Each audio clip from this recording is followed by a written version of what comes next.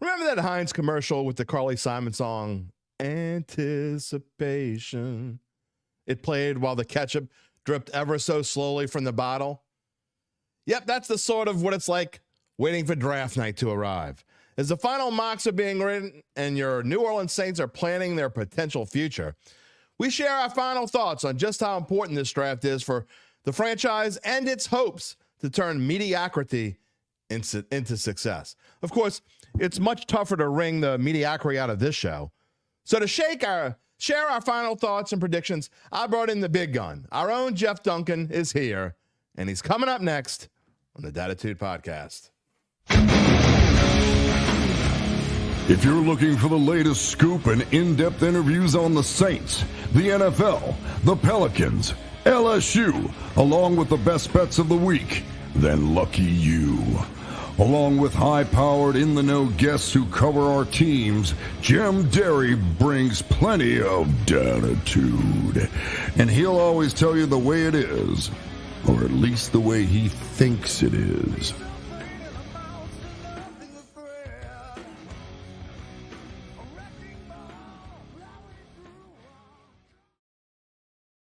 Where you at, New Orleans? And hello to all my friends elsewhere, everywhere, out there, who are just sitting there thinking, how in the hell are they going to screw it up this time? Come on. I kid because I love. I think I'm kidding anyway. This is Dattitude, episode number 230, brought to you by Evangeline Securities for a Wednesday, April the 24th, 2024. I am your host, Jim Derry, who cannot figure out how to schedule a show, apparently, here on all the platforms. You saw the schedule. Some of you are just finding it. We were supposed to go on. It said we were going to go on at 10 o'clock last night. I don't know what the hell I was doing. It's been a long couple weeks. Well, I am your host, Jim Derry, and whether you're watching on one of our NOLA.com social media channels or listening to the podcast, as always, you don't have to worry about the scheduling if you're just listening to the podcast on the podcast platforms. I thank you for being a part of the Dattitude family. It's going to be a short monologue this morning.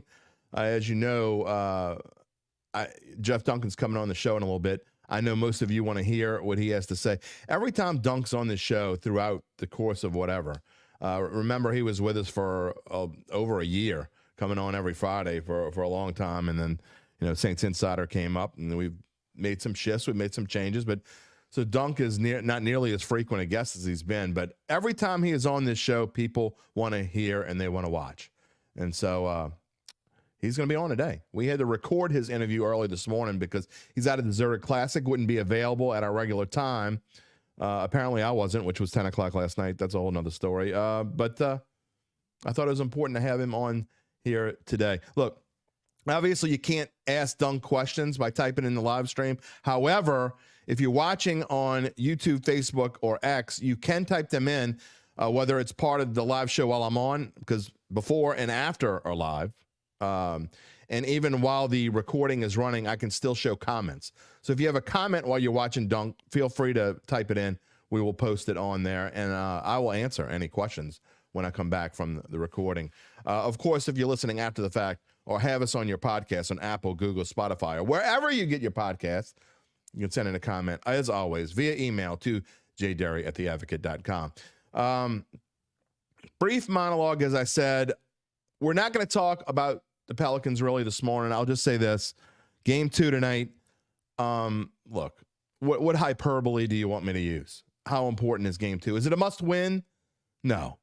It's not a must-win. I mean, of course, it's an important game. It's an important victory. I mean, how goofy can we be? We want them to win.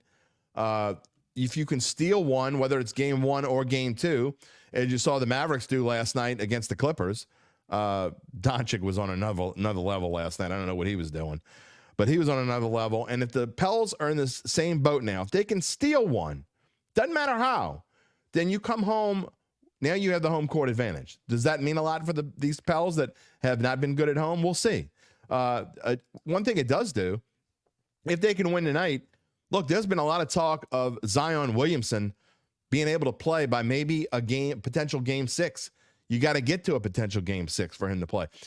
If Zion gets into this series, I think it's a whole new ball game Oklahoma City, I just don't think they don't have a lot of answers for Zion. So if they can get to game 6 and he can play, even if they're down 3-2, I think this team has a shot. So to say tonight is a must-win is a little bit much. I don't think it's a must-win. It's an important game. You'd love to win it. But if you don't win, that does make games 3 and 4, in my opinion, must-wins. So you got to win 2 out of the next 3. However you do it, you find a way to do it. We'll figure that out. We'll watch it tonight. But look, our minds are on the Saints. Breaking news this morning, or at least breaking news that I saw it, in the Saints world, that is, it was announced that Reggie Bush, and this may happen yesterday, but I just saw it this morning, Reggie Bush is getting his Heisman back, and well-deserved. I mean, look, we live in a different world today. I mean, it's ridiculous that, first of all, it was ridiculous to me that he got it taken away. He won the Heisman. I hate all these asterisk things. It's the same thing like you talk about Barry Bonds in baseball, and it's asterisk, and he did this, and whatever. He did it. I don't care how he did it. He did it. I mean, I joke about the Houston Astros. Lord knows I'm not an Astros fan. They should have their World Series championship strip. No, they shouldn't. They won the damn thing. I don't care if they banged, what trash can they banged on or whatever. Reggie Bush should have had his Heisman back a long time ago. And even though it took, we're working on a little over 18 years now, it's absurd. He deserved the Heisman Trophy, and he's getting it back now. And a lot of former Heisman Trophy winners coming out in his support. How about this? A lot of common sense people are coming out in support of Reggie Bush and him getting his Heisman back.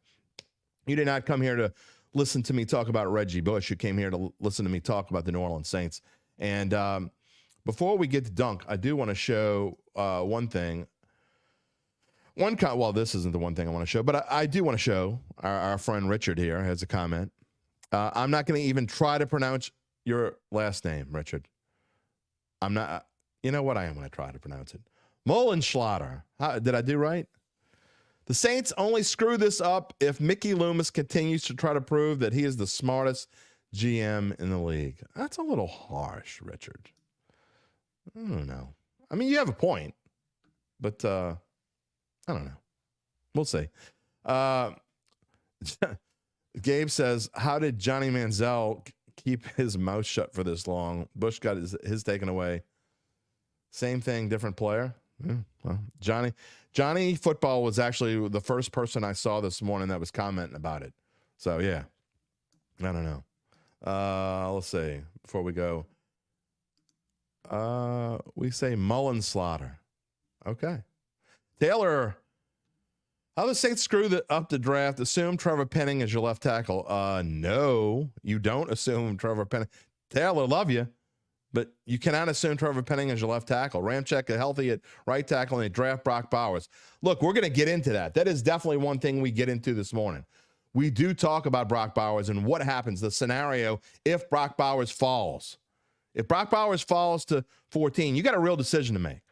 I've been very vocal on this show and other shows and whatever show I've been on the past month. There have been a lot of them where I've said, if the Saints don't take a tackle, you're going to want to tune in. Whatever you're doing, stop what you're doing. Get on social media. Live show tomorrow night here on all of our NOLA.com social media channels, on Twitter, on YouTube, on Facebook, here on the Dattitude YouTube page, channel. You're going to want to listen to me go off. Unless, because I am going to go off. If they don't take a tackle, if they trade up, if they don't take a tackle, I'm going to go nuts. Unless Brock Bowers is there. I don't know if that's the trigger that I would pull. However, it is a real decision to make if you have a generational tight end sitting there at number 14. Gabe says if he falls, we take him. And I'm going to tell you one thing, and I'm going to show one of the, let's see, I want to show this one before we get started with Dunk. Because if you look at these numbers on the left-hand side of the screen, I showed this slide, I think it was late last week or maybe it was Monday, I don't remember. Either way, these are the numbers according to Vegas. These are the Vegas odds on where these 4 linemen who have to be the 4 targets for the Saints, where they could go in the draft. And you see, if you paid attention the other day, you've noticed they've all changed a little bit in the fact of the over and under. So under means their round number is going to be lower than that. So in other words, if you think Talise Fuaga is going to go before round 14, you would bet the under. It's now minus 165 to do so. J.C. Latham, over under. It's now minus 205. Means you got to bet $205 to win 100 if you think he's going to go before round 15. That is telling you that Vegas thinks that he's going to go before round 15. Fautano is the only one that's dropped a little bit. They now think he's going to go below round 15. Olu Fashanu, who we've been talking about is probably the Saints' top target, you would have to think. His odds are now offline. I can't find him anywhere. Somebody knows something. These top three guys, they're all rising in the draft. That tells me that there are experts out there and people who know what they're talking about who think that the tackles are going to go even higher than we've been thinking. They keep on rising. That's not good news for the Saints. If their target is Olu Fashanu, there's a very good chance. I'm talking about you might be 50-50 now that Fashanu might not be there at 14. Please don't trade up. Please, for the love of all that is holy on this planet, don't trade up. We can't go through this again. Again, another thing we talk about coming up with Dunk. But look, we can't do this. They cannot do this year. But what it does do, unfortunately, I don't see a realistic scenario at this point where the Saints are going to trade down at 14. I think they're probably going to have to stay at 14. I think the percentages now are probably 60-70% that they stay at 14. Look, predicting the Saints is like trying to predict exactly where a hurricane's going to land. I mean, you're going to be kind of right, close, maybe, if you're lucky, or it could just turn off and you're completely wrong. That's who these Saints are. We've seen them throughout the years. It is who they are. So, tough to predict. All right, let's, before we get to Dunk, I do want to talk about my new friends at Evangeline Securities. Been talking about them for a few weeks now. Got a little story to tell. We're going to tell it across multiple shows here. And as we go forward, we thank them for being the title sponsor here of the Dattitude podcast. They are a local company founded in 2014 with offices on Poydras Street, right across from that big building. You know, the one the Saints play in? They also have an office in Lafayette. What does Evangeline Securities do? Well, if you are a small or medium-sized family business and you're thinking of either selling or retiring, Evangeline and its managing directors can help you figure out what to do to begin that process. How do they do that, you ask? Well, without getting into some fancy words that I can't pronounce or understand with my West Bank lingo, simply put, they will come back with a detailed assessment of your business to first figure out its worth and go through their findings with you. Then, when you're ready to proceed, they will run a free, extensive auction process among hand-selected investors from around the world to find your best potential buyer. More coming up later in the show. But in the meantime, while you're listening to the podcast, or later on, you can take a look at their website at www.evangelinesecurities.com. All right, time to bring in Jeff Duncan from TPC Louisiana in Avondale. You'll notice the birds chirping in the background, the blue skies. It's almost as if it's a Disney movie. Maybe that's how the Saints draft will go tomorrow night. You thinking Disney movie? Is that, I don't know. Before we get to it real quick, Brian Pearson's got a question. What do you think about Dennis Allen since he's been a head coach in New Orleans so far? Oh, come on, man. That's just a bait. You're trying to bait me. I actually get into that. It comes up in the interview with Dunk. Let's get to it right now. Welcome into the Dattitude podcast presented by Evangeline Securities. On this Wednesday morning, our old friend Jeff Duncan. Dunk, it has been a little while. We see you are out having fun at the Zurich Classic. Not a lot going on just yet, but there will be very soon. Weather's beautiful. Couldn't have a better day for golf. Yeah, it's not a bad office to have this morning. And looks like we're going to get good weather the rest of the week, which is good for the tournament organizers. So, yeah, I'm excited. It's a busy week in New Orleans. We got Jazz Fest, we got the NFL draft, and got the golf tournament. And then we have Pelicans playoff game on Saturday. So a lot to do. It's a sports columnist dream, isn't it? Yeah, and it's what we live for, these kind of, weeks like this. It's you don't get a lot of sleep, but that's okay. It's fun to be, on the front lines, if you will, of all these big events. It's a great time to be in the city. You talked off air about today's Pro-Am Day at the Zurich Classic, and there will be there'll be some Saints out there. There'll be one former big name Saint, Drew Brees, out there along with his friend Derek Carr. Will be out there with him. But let's get into the Saints. And obviously that's what this week's all about, and talking about Saints targets. And I made a point in my monologue saying that I really believe that this is, if not the most important Saints draft in recent memory. We're not going to go back to like before, Sean Payton or anything like that. But in recent memory, maybe 2017, 3 7-9 seasons in a row. They finished 7-9 again in 2017, but they got it right. And to me, that 2017 draft kind of turned things around for this franchise. But they're back in a position, Dunk, where I think they need to hit. They have to, and they don't have nearly as many picks. They certainly don't have as many early picks like they did in 2017. But I think they have to be near perfect in this draft.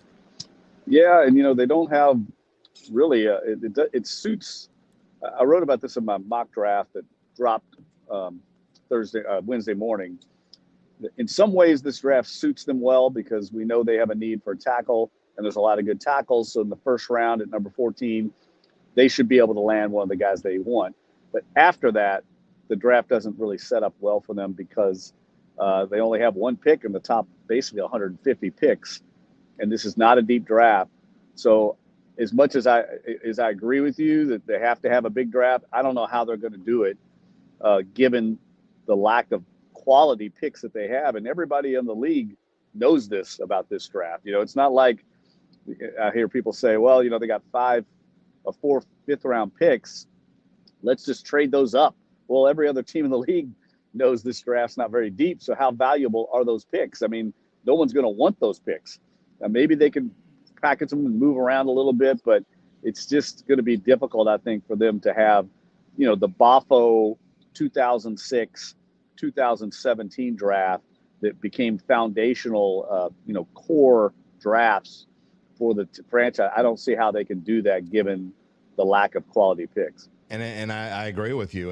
But I will say this, you talk about those 2 drafts in particular, and we're kind of being repetitive, but it bears repeating. I mean, those 2 drafts basically set the Saints up. They went to the NFC Championship game in the 2006 season, right when Sean Payton got here, and then 2 years later after 2017. So it just goes to show, Dunk, that having a draft like that can propel you forward. And I just think that, look, this division is still a very weak division. It's not like it was, in my opinion, in 2006, and it's certainly not in 2017. So I don't know that the Saints need to be that good to at least win this division. Now, I know we're setting a bar low, but if they can get an anchor tackle and get someone that's going to come in and be a top-notch starter, maybe that is good enough to make them so where they're the division winner. Yeah, I mean, I don't think they're that far away, but I also think they're in a very precarious spot where they've had a few years of drafts where they really haven't brought in an impact player. They've had a lot of, Pete Werner types guys, Jordan Howden. They're going to be quality NFL players, starters maybe, but there's no Alvin Kamara, Marshawn Lattimore, elite impact player, and they desperately need that. And I'm not sure you're going to get that this year with a tackle. You're probably going to get a quality starter, a very good player, but it's not going to be somebody that maybe makes a huge difference in their one-loss record. But one thing is for sure, they need to get better protection for Derek Carr. We saw last year when he doesn't have good protection, he's very average or maybe even below average. Most quarterbacks are like that, but I think in particular Derek Carr is like that, and that's, I think, where it all starts offensively for the Saints is better protection up front. I say all the time, Drew Brees is gone and he's never coming back.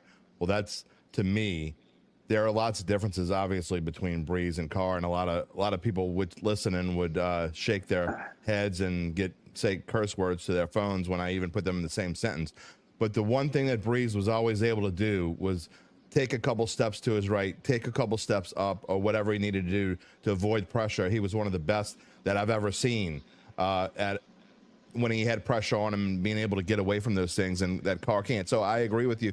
And you're talking about a team that's been playing with basically a line that's ranked somewhere in the upper 20s, around 30 in the league, if you go by PFF standards and those sorts of things. So that's why if you look at the left side of the screen, I don't know if you can see it or not, but we've been talking about these targets and these odds, and I think it's fair to say there's a 75 to 80% chance that the Saints take one of these four guys, or that's at least who they want to take.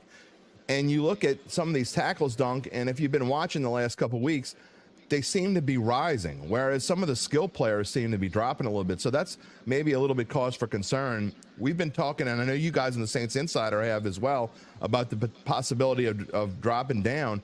I don't know that they can drop down now, because if two of these guys are off the board, you kind of have to make sure you get one of them, especially Fashanu or Latham, which you got to think is their, one of their two main targets. And so it's a little bit, it might be a little bit nerve-wracking on Thursday night if it's getting to you and some of these guys are going off the board.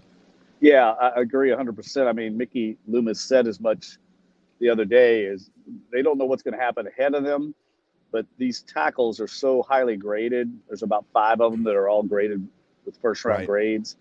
I think they'll be fine with any of them that are there, because they're going to end up probably with a need at both tackles here, maybe this year or certainly in the near future. I mean, Ryan Ramczyk's situation is very serious. JD, 2 years ago, I was hearing that he may never play again. That was 2 years ago. So I think every year that they milk out of Ryan Ramczyk's career is kind of lagniappe at this point. So they're going to have a right tackle as well. So I don't think it matters.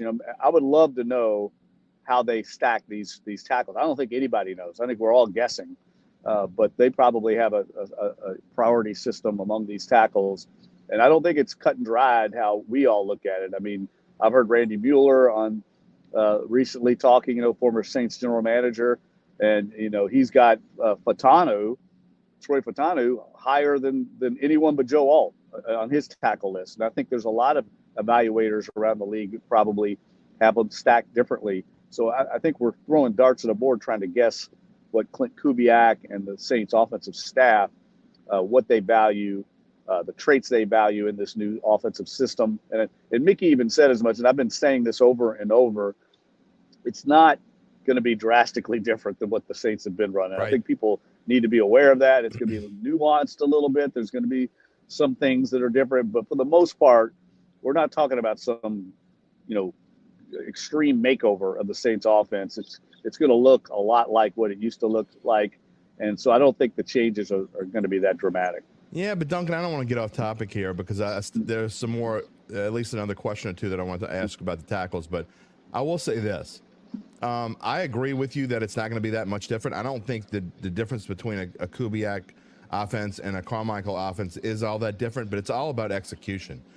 And I'm not going to bash Pete. That's not what this show's about. That's not what I'm here to do today. But I will say that I really believe that where Clint Kubiak has come from, his pedigree, that I think he's ready to come into here and take this step, and efficiency and having the play call ready and being able to run the plays and having I thought the Saints offense has kind of been a little bit scattered, Dunk. We saw them play well at times, but then at other times just kind of fall apart and started really slow and didn't know how to get going with Derek Carr. I thought that was a problem as well. So I just think that hitting the ground running with a Clint Kubiak system, I think that they will be much better served. Yeah, what I would say to that is that's just coaching. It's just better coaching. 100%. Yeah, an organization and holding the offensive players accountable and the other offensive coaches accountable. But what I'm saying is when they trot out there on the field and you're watching the X's and O's, right, I don't think it's going to look a whole lot different. I think people are thinking there's going to be some grand, wizardry of offense here. And, there's only so much people do in the NFL. And if you follow the history of the offensive tree that Clint Kubiak comes from, it's right along. It's just a different branch of the same tree that Sean Payton and Pete Carmichael ran. So it's not going to be that much different.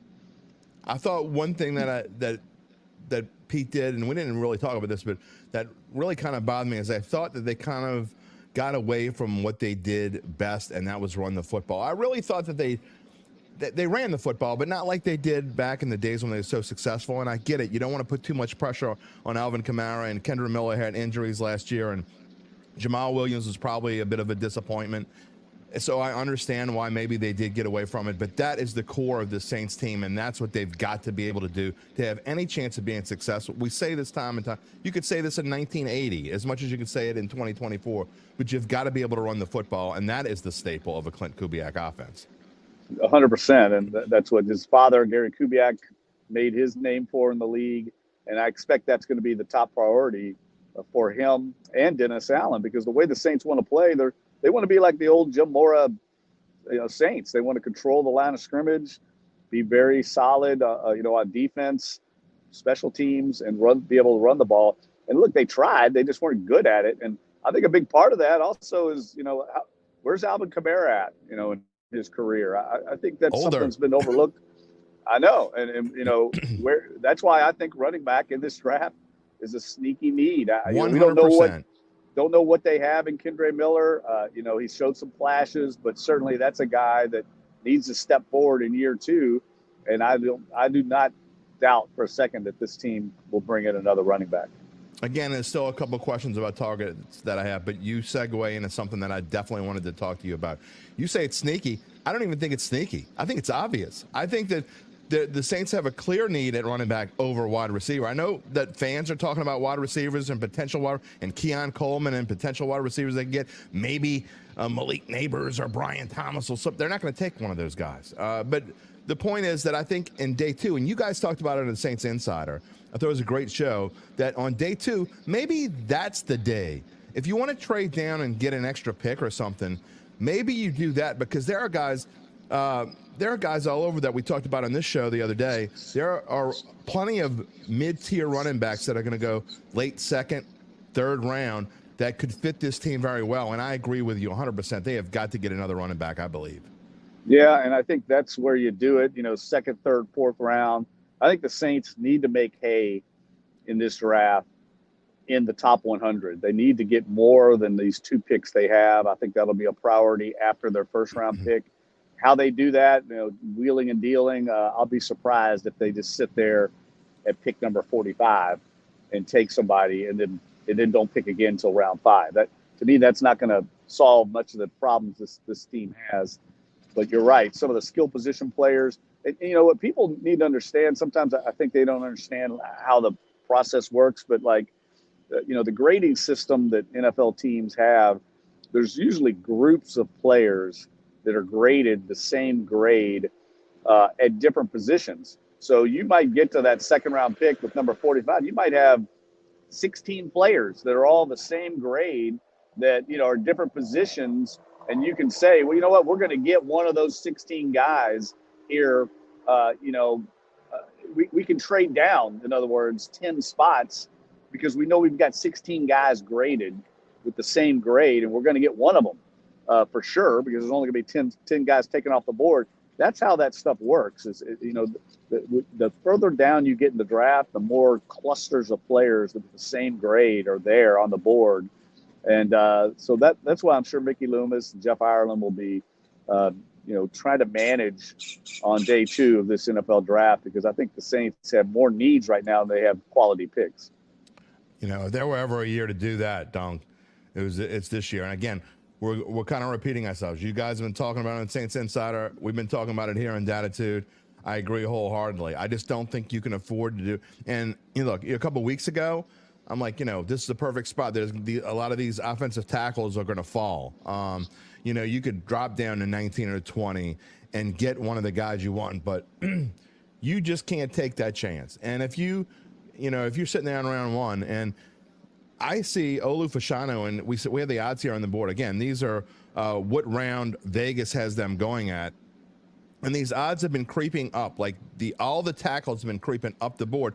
Olu Fashanu, no, you can't even bet him. His over-under was 14.5. So somebody knows something. I think somebody thinks that Olu Fashanu maybe he's going to go a little bit earlier. So if he goes before 14, if he goes to the Raiders at 13 or whatever pick they have, I know they have an earlier pick, but they may make trades. Who knows? But different teams ahead of them, if they make these trades and make these moves, and you get a Fashanu that goes off the board and Alt's already off the board, then you kind of can't wait. You can't trade down more than a pick or two.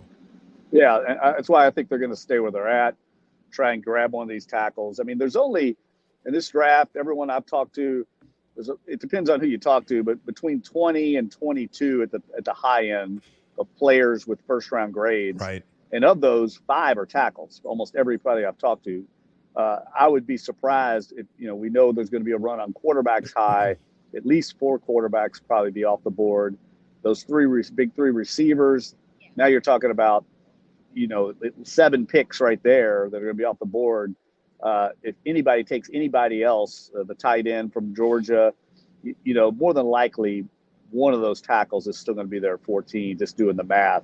I would be surprised if not one single defensive player isn't taken in the top 14.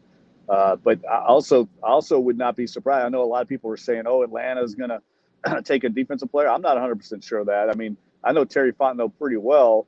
He cut his teeth with the Saints and Mickey Loomis, and they're big believers and just take the best player that's there. And in that regard, they could end up taking one of these receivers or one of these tackles just because they're graded higher. I know it sounds crazy because they've gone 7-10 in the last 3 years, but they had an awful coach, and I don't think they're that far away. So they're in a position, I think, Dunk, where they can do that. They can take the best player available. They don't have the super glaring need like the Saints do. So I think they're in a different spot to do that. I don't want to look. Saints fans are going to say blasphemy when I ask you this question, but what about the potential of trading a guy like Marshawn Lattimore to get one of those top 100 picks that you're talking about, or maybe even 2? Who knows what the pick might be? But the capital that you can get from Marshawn Lattimore potentially to get you something that you really need in that second or upper third round. Well, Mickey Loomis was pretty cagey about that. He certainly didn't deny that Marshawn Lattimore was on the trade block, but the cap ramifications of that are pretty significant right now. I think if they move Marshawn Lattimore, it will be more toward training camp after June 1 when they can split the cap ramifications over 2 years. Gotcha. I think, but I would say this: if they take a cornerback very high in this draft with one of those first 2 picks, or a nickel back, which I think is the other possibility, is they take a nickel slot, a corner, then they can move Alontae Taylor back outside where he's more comfortable. Then that would indicate to me, that would send a flare up in my mind that Marshawn Lattimore would then be expendable, because you'd have your 2 starting outside corners, the guy you think can man the slot. All of a sudden, Marshawn Lattimore is certainly an expendable item that can get you back maybe a second or third round pick for next year as this team transitions, into the future. We learn a lot about the future of a team from a draft, don't you? Yeah, and I think people need to understand also that, like, they're drafting 1 or 2 years down the line. I mentioned as well, like, I think safety is going to be a priority. I mean, Tyrann Mathieu, this is his 12th season coming up. Yeah, and I've talked to him at length. I mean, I think he feels like every year could be the last for him at this stage of his career. So at some point, you're going to have to replace him. He's obviously making more money than maybe some of these other safeties. So I could see them going within that second round, or if they can get back into the third round and getting a safety that's not going to start this year, but might man that big nickel spot that say Chauncey Gardner-Johnson manned. I think that's a need for this team, an aspect of this team that they've been missing. We've seen how much they've struggled defending tight ends, and there's a proliferation right now of elite tight ends in this league. The Saints have struggled because they haven't had a matchup for that. So I wouldn't be surprised if that's another less of a player than an aspect of their defense that they're missing right now, whether that's a corner, a safety, a linebacker. They need someone that can defend tight ends. I don't think they've got that on the roster right now. Hypothetical situation for a Thursday night. And it's not likely that it's going to happen, but it's possible. You're picking at 14. You don't move. Okay, we've decided we're staying at 14. And somehow, through the course of the weirdness of the draft, we've seen players fall. Brock Bowers falls to 14. Do the Saints say, as much as we need a tackle, do you pass on a generational tight end? It just depends. I'm not copping out on the answer, but it really just depends on where they have him graded. If they've got him, say, in the top 5 players in the whole board, and their tackles are maybe a grade level below, then they've got a very difficult decision to make, because you'd be taking certainly a player that you've got graded much higher than the tackle you're bringing in. Then you probably, if you did that, JD, you probably would be working immediately to try and get back into the first round to get one of those tackles. And that's going to be difficult. Heaven forbid.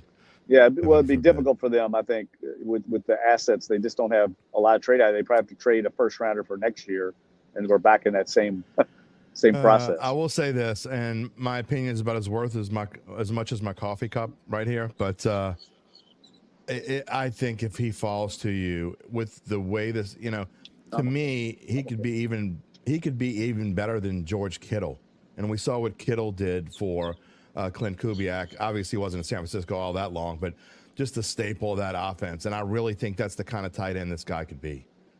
Yeah, I'm with you. And I think the one thing I would say that would be, make it a little more of a possibility is just the fact that he seems the perfect fit for what Clint Kubiak would run in his offense. A guy that could run after catch like he can. I mean, we saw him running through SEC defenses time and time again.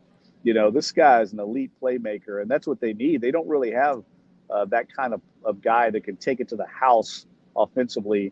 Rashid Shaheed's got incredible speed. Obviously, Olave's, elite receiver, but neither one of those guys is elite yards after catch guys. So I do think, that's an aspect of the offense that they'd like to add. And whether they add a tight end or wide receiver or running back, they need someone that can catch the ball and run, because that's how defenses are playing now, Jim. In the league, everyone's playing two deep safeties. They're making you throw underneath. That's why you see offenses adjusting the way Kyle Shanahan has, with a lot of crossing routes, a lot of underneath stuff, hitting players in stride and letting them, run after catch and try and get your explosive plays that way. You don't see people dropping back, throwing 50-yard bombs down the field. It always cracks me up when I hear fans talking about, arm strength and air yards. It doesn't happen anymore. Defenses don't let you do that. Everything's underneath, so you got to have a different style of receiver. And the Saints traditionally, at least the last few years, ranked near the bottom of the league in yards after catch, almost near the very bottom every year, because they haven't had that aspect. What I don't want to see him do, Dunk, is I don't want to, if he's there at like 11 or 12, and then they start like getting antsy in the war room and like trying to move up to get him, and then doing what you talked about, and we got to start this whole process over again. That kind of worries me a little bit. Yeah, I don't see him doing that, because they're more than likely, if he's on the board, there's somebody probably going to be them. Well, yeah, and there's also probably going to be a tackle that they have graded very similar. Yeah, again, we don't know how their board's stacked, but there's probably going to be a tackle, and so when they get on the clock, they would have, a decision to make. It's very similar to what they went through back in 2017 when, Mahomes was dropping, and they had Marshawn Lattimore. I think they had Patrick Mahomes #1 overall on their entire board, and Lattimore, if I remember correctly, was either #2 or #3 on the entire board. So they had two of their top 3 at worst players on their entire board still there when they were getting ready to pick at it was at number 10. And of course, we all know what happened there. Kansas City traded up with Buffalo. They took Mahomes, and the Saints took Lattimore, and they were very happy to take Lattimore, but they were sitting there with 2 of their top players still alive. That doesn't happen very often, and that's why they were, considering taking Mahomes there. If Lattimore would have gone off, they would have definitely taken Patrick Mahomes. Last couple of questions here with Jeff Duncan here this morning on the Dattitude podcast, presented by Evangeline Securities. This beautiful Wednesday morning, might be the last beautiful morning I don't know, maybe tomorrow too, but we know it's about to get hot real soon. You see the recent first-round picks there on the left that we have been kind of talked about over and over again. Before I get to that, the second to last penultimate question I have for you is this. I have been maybe overly is not the right word, but I've been highly hypercritical of Dennis Allen and what is happening. And I know a lot of people have been, maybe me more than others. But one thing that I do like what this organization has done, Dunk, and you've talked about it, they made a commitment very shortly after the season that things were going to change a little bit. There were some issues, however you want to say it, in the locker room, and I think that they've addressed those things. They've obviously addressed their offensive coaching situation. To me, they've done the right things. Is that going to be enough to get to show that Dennis Allen can be the kind of coach that fans want him to be, and this team can take a step forward. I think tonight shows a lot about where this organization is. Thursday night shows a lot about where this organization is headed. They've done, to me, all the right things, all the things they could possibly do from January the 3rd or whenever that last game was to now. Can they take it to the next level? Well, I think it remains to be seen. I heard Mickey Loomis after the season say, we've gotten a little too comfortable here. We need to be, more comfortable with being uncomfortable. Yep. I haven't seen a lot of that this offseason, frankly. I haven't seen where they've gotten uncomfortable yet. I mean, I know they moved on from Mike Thomas. Everyone expected that. But for the most part, the roster's fairly similar to what it was. I think probably a lot of that has to do with their cap limitations. They're really kind of hamstrung still by some of their cap management. But I would like to see them be a little more bold, a little more aggressive toward this roster, because I think it needs to be kind of overhauled in some areas. But they're kind of handcuffed a little bit by the salary cap. So we'll see. Look, I think what you have with Dennis Allen is what you're going to get. I don't think he's going to change dramatically. I still think he's a very good coach, but there's more to being an NFL head coach than just X's and O's. It's very, very complicated, as we all know. You almost have to be a psychologist, a motivator. There's all these things that go into it, and I think that's part of the learning process that Dennis Allen's going through. I've been Derry Downer for a lot of the last 6 months, and you know what? I just think that if you're going to go into a season, and if you're going to be a fan, I'm not talking about us per se, but just in general, you have to look at things positively. And the people who can't stand Dennis Allen think he should be fired. Whether he should be fired or not, it's not happening. So you're moving on. And as a fan, you've got to move on too. You can't hope that they stinked up the joint, so you'll get a new. What does that do? It doesn't do anything.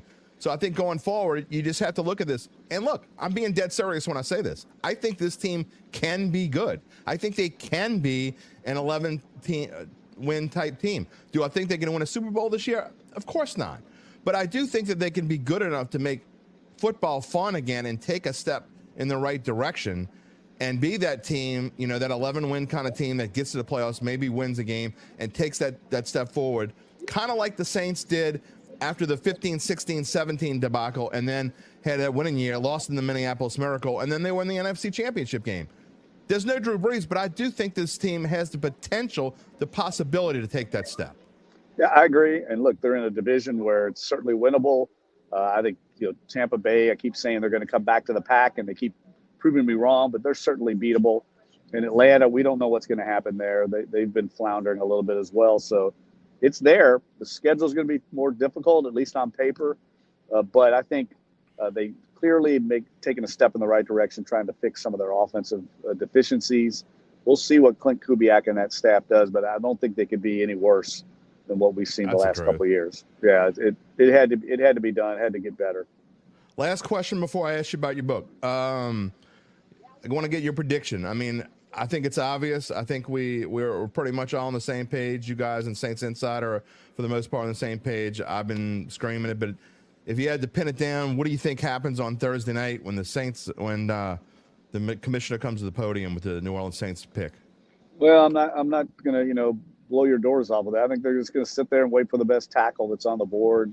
I'll be shocked if they don't do that. The only way I think they don't do that is if all of them are off the board and they can't move up, and they're forced to either trade out of that or take the best player. But if all those tackles go, JD, they're probably going to be somebody else really good there, because it's unlikely that all the quarterbacks, receivers, and tackles all go. Yeah, there's just not enough room for them all to go.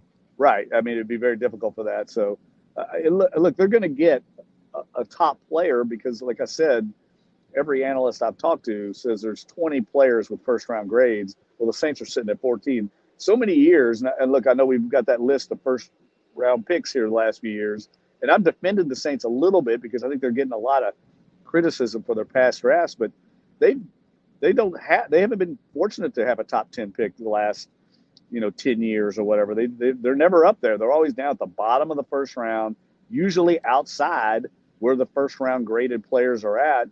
And that's how it's been lately. And they've traded a few of them away. We know that, getting aggressive. The way they've handled the draft, they haven't been in position to have another 2017, 2006 draft. because they've been so successful for the most part. And there hasn't been also, I would say, a lot of great drafts. When you look back at some of these drafts, I mean, go back and look at the 2018 draft. I think it was the year they might have taken Davenport. Davenport, yeah. It's a terrible draft. I mean, just look around the other players. Now, there's some guys after them that you would say, yeah, with the benefit of hindsight, yeah, that guy's better than Davenport. But for the most part, it's a terrible draft. I mean, there's not a lot of Pro Bowl, All-Pro players. Those were weak drafts in general. A Peyton Turner draft was a very similar one as well. So, this draft, I think, is going to have quality players in the top 20. And then you're going to have a few maybe potentially Pro Bowl players after that down the road that develop. But this is a good draft to be in that top 15 the way the Saints are. Yeah, and it's not fair for me or anyone to compare anything to 2017 because they had 6 picks in the top 3 rounds. I mean, when you got 2 first-round picks, second rounder, and 2 third-rounders, and you basically hit on all 6, I mean, you still need to hit, though. Even if you have all those picks, you still need to hit. They did hit. Yep. It was like, rolling 7 6 times in a row. I mean, that's hard to do, but they did it. All right, let's talk about your book a little bit. Your book was your collaboration with Steve Gleason. It's not out yet. It comes out this week? Next week. April week. 30th is a release date. It's called A Life Impossible. It's basically Steve's life story, which is an incredible life story. It's we all know the story of Steve blocking the punt here for the Saints. The iconic play on the dome homecoming, if you will, in 2006. And Steve was diagnosed with ALS in 2011. He's now 13 years into that journey. As he says, he's 10 years past his expiration date. He's still going strong. And I think it's an incredible book. It's certainly the most extraordinary project I've ever worked on. This is the 4th book I've produced, and nothing like this. I mean, we've spent 2 years of our lives along with his wife, Michelle, producing this book, and I'm really excited to see it get out in the market. I tell people all the time, there's so many life lessons that I've learned writing the book with Steve, and there's so many life lessons in this book just on how to live your life and how to be appreciative of where you're at in life. I mean, Steve's an inspiring story, but it's not a sad book. There's certainly a lot of heartbreak and a lot of adversity that he's had to overcome along the way. But what's I think very inspirational is the mindset he's taken from all that and continues to live with a very optimistic view of life as a father and husband, and certainly as a leader here in our community. So I'm looking forward to it. Our first signing, Jim, will be on May 9th. So if you want to get through Jazz Fest and kind of dry up and sober up from Jazz Fest, we'll be at Octavia Books on May 9th, and again 2 days later, May 11th at Garden District Books. People don't understand that when you write a book, it's not like, oh, I'm gonna take a month or 2 here. I know when you and I were doing shows every Friday, and sometimes other days beyond that, we're going back year and 2 years ago when you started helping me. You'd be jumping off the pod and going straight to doing stuff for the book. So people don't realize that, and you and I have been talking about this for such a long time. It seems like forever, but there's a lot of work that goes into a book. Yeah, the analogy I use is, it's like the dark cloud that's hanging over your head every day when you have a book project. I mean, it's there until it's done, and so it's just always there. You can always be working on it. And Steve, the traits that he applied in his football career, to forge an 8-year career and become, one of the best special teams players in the history of the Saints after being undrafted and pretty much overlooked out of Washington State University. Those same traits that allowed him to be successful in the NFL, he's applied on this book project. I mean, I was in awe of watching him exhaust himself in the mission of producing the book, attention to detail, discipline. I mean, he doesn't let anything in his life slip through the cracks. Everything he pays attention to. He doesn't let anything go out halfway. And that's why he was able to play 8 years in the NFL. And it was kind of extraordinary to watch him do that with this book process. And I think it came out incredibly. We're getting great reviews early on. And I think it's only going to continue to take off from here.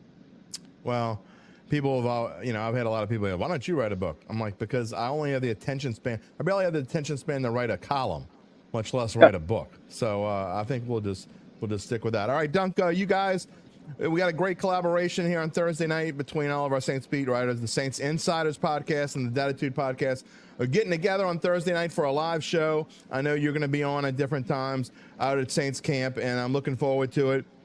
We did it last year, and look, I know I'm biased, but I thought it was a fantastic show. You guys know more than pretty much anyone. I mean, that's what you guys do. You're digging. You're the beat writers. You're doing this constantly. You're a columnist, but our guys who are there every day, Luke and Matt, and I just think we do a great job. And 5 hours of fun Thursday night. Yeah, I'm looking forward to it, man. It's an exciting time. It always is. Hope beckons, right? That's what. It's kind of like the NFL's recruiting, right? You're going to land a new player that hopefully can eventually be a star and leader for the team. And I have no doubt the Saints are going to get somebody very good. I'm just eager to see how it falls out. The top of this draft is going to be very exciting, I think. Not just what the Saints are doing, but what's going on ahead of them with all these quarterbacks and LSU players potentially going off the board. It's going to be an exciting night. Well, we'll talk about it Thursday night. All here on these same bat channels, these same social media channels. Dunk, looking forward to it. See you tomorrow night. All right, JD. We'll talk then, buddy. Take care. Love it. Love Jeff Duncan. Again, I've said this many times in this show. I don't know that we would be at episode 230 if it wouldn't be for Jeff Duncan. I don't have to go back and count. I know that Jeff Duncan is the most frequent guest on this show since we started it back in September of 2021. He agreed to come on be a regular on Fridays for over a year until we started changing things here at NOLA.com. Saints Insiders got their own podcast, and so he and Larry Holder, back in the day, the Duncan Holder show. I know a lot of you watched that, and those guys both were letting me be a part of that show, and I was the first guest host, and probably hosted 25 or 30 times on that show. And look, I owe a lot to Jeff Duncan and I owe a lot to Larry Holder, and I always want to thank them every chance I get. Again, we'll be together tomorrow night, so come check us out here on NOLA.com. All right, before we get to the extra point, and we have a really good extra point for you today. We've been on a roll kind of with the extra point, I think, as of late, mostly talking about Saints drafts. We're going to do that again here today. But before we get to that extra point, give me a sec. I want to continue our story about our title sponsor. We told you at the top of the show how Evangeline Securities can help you begin the process of analyzing whether it's time to sell your small to mid-sized business. Are you thinking about retiring or just selling? If you're doing either, then you will want to check out our friends at Evangeline. The New Orleans hub is at 909 Poydras Street, close enough to the Superdome that if the roof were open, you could watch Alvin Kamara strut into the end zone from their 26th floor office. The managing directors here, Nick Braden and Ron Hemelt, are born and bred in the Crescent City and are both alums from Jesuit High School. Nick graduated from the Wharton School at the University of Pennsylvania. That's way above my intelligence level. Ron, too. He went to the Ross School of Business at the University of Michigan. I don't know what the Ross School of Business is, but it sounds pretty impressive to me. What about you? They've both spent plenty of time in the New York financial circles, each with more than 20 years of experience in investment banking. Let Ron and Nick help you get on your way to the next chapter of your life. Check them out at www.evangelinesecurities.com to get started. All right. It is extra point time. By the way, before we get to the extra point, Gabe Henderson is sending me some breaking news. Amon-Ra St. Brown, the Detroit Lions, a 4-year, $120 million extension with the Lions. $77 million guaranteed. What in the world is going on in the world of wide receiver land where they're getting this kind of money and the running backs are getting, I don't want to say zilch because $11 million to Saquon Barkley or whatever the hell he got, 12, 13 million is a lot of money, but it ain't that. Since when did wide receivers become that damn important? They're important, but they're not that important. That's insane. That's getting close to quarterback money. This league is really getting absurd. Anyway, moving on to the extra point. One of my favorite Saints, probably in my top, 10 or 15 for sure, throughout the course of history.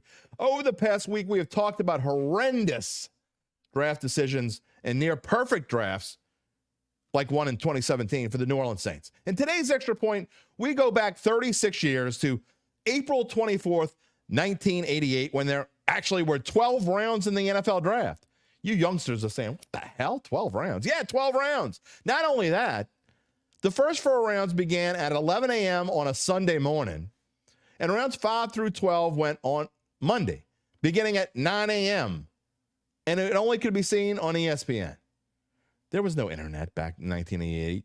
I mean, Al Gore had other things to do back then. Yep, basically no one was watching. It wasn't anything like the spectacle it is today. There really weren't mock drafts, and in fact, in the Times-Picayune on the morning of April 24th, 1988, before the draft, the only prediction for the Saints came in a one paragraph near the bottom of a column written by the late, great Peter Finney, who used his famous crystal ball to say the team would take offensive guard Randall McDaniel out of Arizona with the 24th pick. No.